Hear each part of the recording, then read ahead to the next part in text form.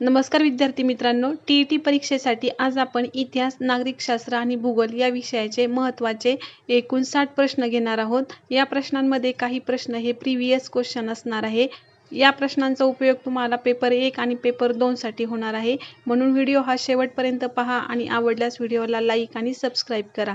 तर आजचा पहिला प्रश्न असणार आहे, नकाशामध्ये पर्वतीय प्रदेश दाखवण्यासाठी कोणत्या रंगाचा वापर होतो? तर या प्रश्नाचं उत्तर असणार आहे पर्याय क्रमांक 3 तपकिरी कलर. तर नकाशामध्ये पर्वतीय प्रदेश दाखवण्यासाठी तपकिरी रंगाचा वापर केला जातो. पुढचा प्रश्न आहे, भारताच्या मध्यामधून कोणते वृत्त गेलेले आहेत? तर या प्रश्नाचं उत्तर आहे पर्याय क्रमांक 1 विषुववृत्त. तर भारताच्या मध्यामधून विषुववृत्त हे गेलेले आहे. पुढचा प्रश्न आहे, लोणार सरोवराची निर्मिती खालीलपैकी कशामुळे झालेली आहे? तर लोणार सरोवराची निर्मिती ही उल्कापातमुळे झालेली आहे. पर्याय क्रमांक 2 या प्रश्नाचं उत्तर आहे. तर लोणार हे सरोवर बुलढाणा जिल्ह्यामध्ये येतं. पुढचा प्रश्न आहे, जगातील सर्वात मोठा खंड कोणता आहे? तर जगातील सर्वात मोठा खंड हा आशिया खंड आहे. पर्याय क्रमांक 2 या प्रश्नाचं उत्तर असणार आहे. एकूण 7 खंड आहेत. पुढचा प्रश्न आहे, गोबीचे वाळवंट खालीलपैकी कोणत्या देशामध्ये आहे? तर गोबीचं वाळवंट हे चीन या देशामध्ये आहे. पर्याय क्रमांक 2 या प्रश्नाचं उत्तर आहे. पुढचा प्रश्न आहे, अतिशय थंड हवामानाचा प्रदेश म्हणून कोणता प्रदेश ओळखला जातो? तर या प्रश्नाचं उत्तर असणार आहे पर्याय क्रमांक 1 टुंड्रा प्रदेश. तर अतिशय थंड हवामानाचा प्रदेश म्हणून टुंड्रा प्रदेश हा ओळखला जातो. प्रश्न आहे, वातावरणाच्या सर्वात खालच्या थराला काय म्हणतात? तर वातावरणाच्या सर्वात खालच्या थराला तपांबर म्हणतात. पर्याय क्रमांक 1 या प्रश्नाचं उत्तर आहे. तर तपांबर या थरामध्येच वारं आणि ढगांची निर्मिती होत असते. पुढचा प्रश्न आहे, खालीलपैकी कोणत्या वायूमुळे प्रदूषण होत नाही? तर ऑक्सिजन या वायूमुळे प्रदूषण होत नाही. पर्याय क्रमांक 4 या प्रश्नाचं उत्तर आहे. पुढचा प्रश्न आहे, प्रकाश संश्लेषण या क्रियेच्या वेळी कोणता वायू उत्सर्जित केला जातो? तर प्रकाश संश्लेषण या क्रियेच्या वेळी कार्बन डायऑक्साईड हा वायू उत्सर्जित केला जातो. पर्याय क्रमांक 2 या प्रश्नाचं उत्तर आहे. पुढचा प्रश्न आहे, चिल्का हे सरोवर खालीलपैकी कोणत्या राज्यात आहे? तर चिल्का हे सरोवर ओरिसा या राज्यामध्ये आहे. पर्याय क्रमांक 2 या प्रश्नाचं उत्तर आहे. पुढचा प्रश्न आहे, भारतामध्ये कोणत्या राज्यांमध्ये सर्वात जास्त वनक्षेत्र आहे? तर भारतामध्ये मध्य प्रदेश या राज्यामध्ये सर्वात जास्त वनक्षेत्र आहे. पर्याय क्रमांक 2 या प्रश्नाचं उत्तर आहे. पुढचा प्रश्न आहे, सांची हे बौद्ध स्तूप खालीलपैकी कोणत्या राज्यामध्ये आहे? तर सांची हे बौद्ध स्तूप मध्य प्रदेश या राज्यामध्ये आहे. पर्याय क्रमांक 3 या प्रश्नाचं उत्तर आहे. पुढचा प्रश्न आहे, समानतेचा अधिकार याच्या संबंधित कलम कोणता आहे? तर समानतेचा अधिकार याच्याशी संबंधित कलम 14 ते 18 आहे.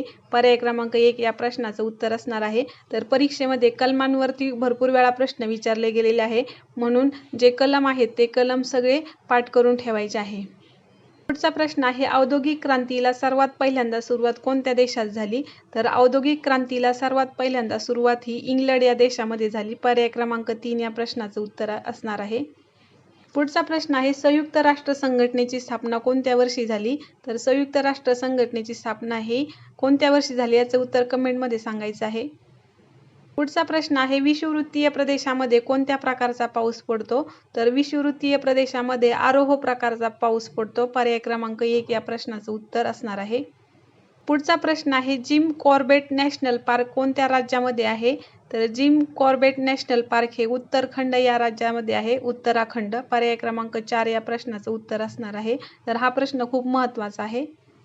पुढचा प्रश्न आहे, राष्ट्रपतींचा महाभियोग यांच्या संबंधित कलम कोणता आहे?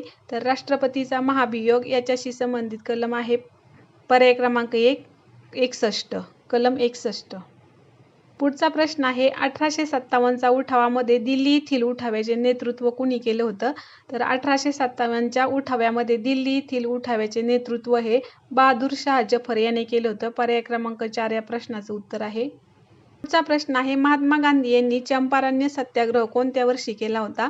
तर महात्मा गांधी यांनी चंपारण्य सत्याग्रह हा 1917 मध्ये केला होता. पर्याय क्रमांक 3 या प्रश्नाचं उत्तर असणार आहे. पुढचा प्रश्न आहे, अभिनव भारत या संघटनेची स्थापना कुणी केली? तर अभिनव भारत या संघटनेची स्थापना ही विदा सावरकर यांनी केलेली आहे. पर्याय क्रमांक 3 या प्रश्नाचं उत्तर आहे. तर या पुढचा प्रश्न आहे, यमुना पर्यटन ही मराठीमधली पहिली सामाजिक कादंबरी खालीलपैकी कोणी लिहिली आहे? तर यमुना पर्यटन ही पहिली सामाजिक कादंबरी बाबा पद्मनजी यांनी लिहिलेली आहे. पर्याय क्रमांक 1 या प्रश्नाचं उत्तर असणार आहे. हा प्रश्न पण खूप महत्त्वाचा आहे. हा प्रश्न खूप वेळा परीक्षेमध्ये विचारला गेलेला आहे. पुढचा प्रश्न आहे, सत्यार्थ प्रकाश या ग्रंथाचे लेखन कोणी केले आहे? तर सत्यार्थ प्रकाश या ग्रंथाचे लेखन हे स्वामी दयानंद सरस्वती यांनी केले आहे. पर्याय क्रमांक 3 या प्रश्नाचं उत्तर आहे. पुढचा प्रश्न आहे, सूर्यास्तानंतर कोणते वारे वाहतात? तर सूर्यास्तानंतर पर्वतीय वारे वाहतात. पर्याय क्रमांक 3. प्रश्न आहे, खालीलपैकी कोणत्या हवामानामध्ये बाष्पीभवनाची क्रिया मंदावते? तर थंड हवामानामध्ये बाष्पीभवनाची क्रिया ही मंदावते. पर्याय क्रमांक 4 या प्रश्नाचं उत्तर आहे. पुढचा प्रश्न आहे, भूदल याच्याशी संबंधित जनरल हा शब्द आहे. तर वायुदलाशी संबंधित कोणता शब्द असणार आहे? तर या प्रश्नाचंही उत्तर तुम्ही कमेंटमध्ये द्यायचं आहे. प्रश्न आहे, सागर जलाची क्षारता मोजण्यासाठी कोणते उपकरण वापरतात? तर सागर जलाची क्षारता मोजण्यासाठी हायड्रोमीटर हे उपकरण वापरतात. पर्याय क्रमांक 1 या प्रश्नाचं उत्तर आहे. पुढचा प्रश्न आहे, जागतिक व्यापार संघटनेचे मुख्यालय कोठे आहे? तर जागतिक व्यापार संघटनेचे मुख्यालय हे जिनिव्हा येथे आहे. पर्याय क्रमांक 1 या प्रश्नाचं उत्तर आहे. पुढचा प्रश्न आहे, पृथ्वीच्या पृष्ठभागावरील सर्वात मोठे अक्षवृत्त कोणते आहे? तर पृथ्वीच्या पृष्ठभागावरील सर्वात मोठे अक्षवृत्त हे विषुववृत्त आहे. पर्याय क्रमांक 3 या प्रश्नाचं उत्तर आहे. प्रश्न आहे, माजुली हे जगातलं सर्वात मोठी नदी बेट कोणत्या नदीच्या पात्रात आहे?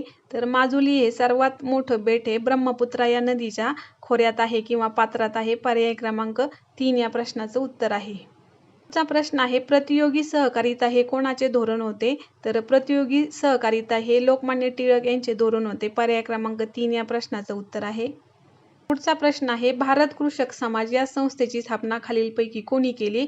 तर भारत कृषक समाज या संस्थेची स्थापना ही डॉक्टर पंजाबराव देशमुख यांनी केलेली आहे. पर्याय क्रमांक 2 या प्रश्नाचं उत्तर असणार आहे. पुढचा प्रश्न आहे, आधुनिक मराठी नवकाव्याचे जनक कोणास म्हटले जाते? तर आधुनिक मराठी नवकाव्याचे जनक बा. मर्ढेकर यांना म्हटले जाते. पर्याय क्रमांक 4 या प्रश्नाचं उत्तर आहे. पुढचा प्रश्न आहे, नाबार्ड बँकेची स्थापना कोणत्या वर्षी झाली? या प्रश्नाचंही उत्तर तुम्ही कमेंट करून द्यायचं आहे. पुढचा प्रश्न आहे, आंतरराष्ट्रीय न्यायालय खालीलपैकी कोणत्या देशात आहे? तर आंतरराष्ट्रीय न्यायालय हे नेदरलँडमध्ये आहे. पर्याय क्रमांक 3 या प्रश्नाचं उत्तर आहे. पुढचा प्रश्न आहे, फकीरा या कादंबरीचे लेखक खालीलपैकी कोण आहे? तर फकीरा या कादंबरीचे लेखक हे अण्णाभाऊ साठे आहे. पर्याय क्रमांक 3 या प्रश्नाचं उत्तर असणार आहे. तर हा प्रश्न सुद्धा खूप महत्त्वाचा आहे. प्रश्न आहे, महाराष्ट्राच्या अति दक्षिण सीमेवरून वाहणारी नदी खालीलपैकी कोणती आहे? तर महाराष्ट्राच्या अति दक्षिण सीमेवरून वाहणारी नदी ही तेरेखोल नदी आहे. पर्याय क्रमांक 2 या प्रश्नाचं उत्तर. पुढचा प्रश्न आहे, भारताचा राष्ट्रीय पक्षी खालीलपैकी कोणता आहे? तर भारताचा राष्ट्रीय पक्षी हा मोर आहे. पर्याय क्रमांक 3 या प्रश्नाचं उत्तर आहे. या प्रश्नाचं उत्तर हे सर्वांनाच माहिती असणार आहे. पुढचा प्रश्न आहे, भारतीय राज्यघटनेच्या कोणत्या कलमामध्ये जीविताची व व्यक्ती स्वातंत्र्याची हमी दिली आहे? तर पर्याय क्रमांक 3 या प्रश्नाचं उत्तर असणार आहे कलम 21. तर कलम 21 मध्ये भारतीय राज्यघटनेच्या कलमामध्ये जीविताची व व्यक्ती स्वातंत्र्याची हमी दिलेली आहे. पुढचा प्रश्न आहे, मार्गदर्शक तत्त्वे कोणत्या देशाच्या राज्यघटनेवरून घेण्यात आली आहेत? तर मार्गदर्शक तत्त्वे हे आयर्लंड या देशाच्या राज्यघटनेवरून घेण्यात आले आहे. पर्याय क्रमांक 1 या प्रश्नाचं उत्तर आहे. पुढचा प्रश्न आहे, नवजवान भारत सभा ही संघटना कोणी स्थापन केली आहे? तर नवजवान भारत ही संघटना भगतसिंग यांनी स्थापन केलेली आहे. पर्याय क्रमांक 2 या प्रश्नाचं उत्तर. पुढचा प्रश्न आहे, कोणत्या कलमाद्वारे राष्ट्रपती हे वित्त आयोगाची नियुक्ती करतात? तर कलम 280 नुसार राष्ट्रपती हे वित्त आयोगाची नियुक्ती करतात. म्हणून या प्रश्नाचं उत्तर आहे पर्याय क्रमांक 2. पुढचा प्रश्न आहे, हत्तींसाठी प्रसिद्ध असलेले पेरियार अभयारण्य कोणत्या राज्यात आहे? तर हत्तींसाठी प्रसिद्ध असलेले पेरियार अभयारण्य हे केरळ या राज्यामध्ये आहे. पर्याय क्रमांक 3 या प्रश्नाचं उत्तर आहे. पुढचा प्रश्न आहे, नर्मदा नदी खालीलपैकी कोठे उगम पावते? तर नर्मदा नदी ही अमरकंटक या ठिकाणी उगम पावते. पर्याय क्रमांक 2 या प्रश्नाचं उत्तर आहे. पुढचा प्रश्न आहे, रबर उत्पादनामध्ये खालीलपैकी कोणत्या राज्याचा प्रथम क्रमांक लागतो? तर रबर उत्पादनामध्ये केरळ या राज्याचा पहिला क्रमांक लागतो. पर्याय क्रमांक 2. प्रश्न आहे, गुरुकुंज आश्रमाची स्थापना कोणी केली आहे? तर गुरुकुंज आश्रमाची स्थापना ही तुकडोजी महाराज यांनी केलेली आहे. पर्याय क्रमांक 3 या प्रश्नाचं उत्तर आहे. पुढचा प्रश्न आहे, राष्ट्रीय गणित दिवस खालीलपैकी कोणत्या तारखेला साजरा केला जातो? या प्रश्नाचं उत्तर हे कमेंटमध्ये द्यायचं आहे. पुढचा प्रश्न आहे, भारतातील सर्वात जास्त तांबे उत्पादन करणारा राज्य कोणतं आहे? तर या प्रश्नाचं उत्तर असणार आहे पर्याय क्रमांक 2 झारखंड. पुढचा प्रश्न आहे, संदेशवहनासाठी खालीलपैकी कोणत्या थराचा वापर होतो? तर संदेशवहनासाठी आयनांबर या थराचा वापर केला जातो. हा प्रश्न खूप महत्त्वाचा आहे. पर्याय क्रमांक 3 या प्रश्नाचं उत्तर आहे आयनांबर. पुढचा प्रश्न आहे, भारतीय पठारावरील खालीलपैकी कोणती नदी ही सर्वात लांब आहे? तर भारतीय पठारावरील खालीलपैकी गोदावरी नदी ही सर्वात लांब नदी आहे. पर्याय क्रमांक 1 या प्रश्नाचं उत्तर आहे. कोणता पठार खनिज संपत्तीचे पठार म्हणून ओळखले जाते? तर छोटा नागपूर हे भारतामध्ये खनिज संपत्तीचे पठार म्हणून ओळखले जाते. पर्याय क्रमांक 2 या प्रश्नाचं उत्तर. पुढचा प्रश्न आहे, डॉक्टर बाबासाहेब आंबेडकर यांच्या मते कोणते कलम संविधानाचा आत्मा आहे? हा प्रश्न खूप वेळा परीक्षेमध्ये येऊन गेलेला आहे. महत्त्वाचा प्रश्न आहे.